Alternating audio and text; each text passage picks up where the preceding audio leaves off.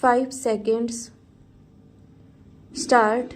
On the contrary, as a result of these preferences, India stands to lose. Stop.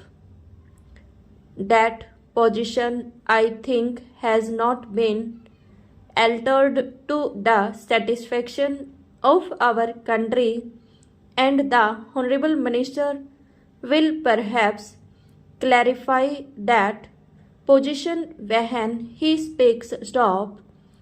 If these preferences work to the detriment of our economy, the time has come when we must give them up.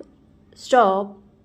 We need not go in for such preferences, and I am sure that the policy which is required has got to be adopted in the interest of our entire economy, not merely in the interest of our foreign sector and not merely in the interest of any particular sector. Stop. Stanza.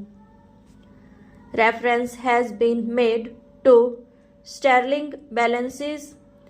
I don't know how much of the sterling balances is left at the moment. Stop. It would not exceed 740 crores. Stop. It may be much less. Stop. A large part of our sterling balances had been expended with a view to meeting the deficits in the balance of payments. Stop. It was thought at the end of the war that these balances which had accumulated there would be utilized for financing certain developments in our country, for developing the economy in our country, in particular for importing machinery that we direly required. Stop. After the termination of the war, the reverse process took place. Stop. I would only mention what Sri Winston Churchill, the Prime Minister at that moment, has written in his war memories. Stop. He is very bitter about India's claims on sterling balances. Stop.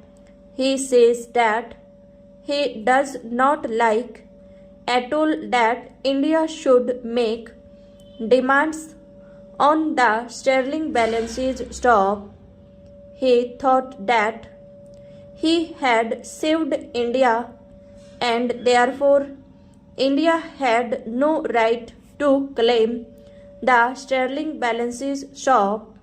This is how he has written, although he does not use the same blunt words, but he makes it very clear. Stop.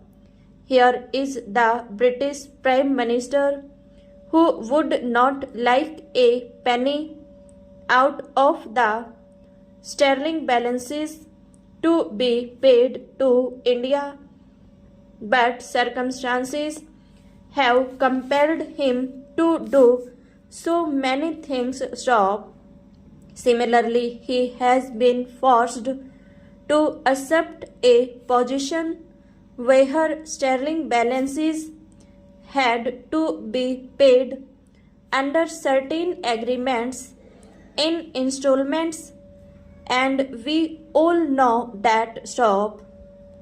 But you see that large chunks of the sterling balances had been spent for meeting the deficit. in the balance of trade. Stop. a much bigger amount has been spent for meeting the deficit in the balance of payments, including such items as pensions stop. We have a tapering annuity out of which pensions are paid, and that money is paid from the sterling balances stop.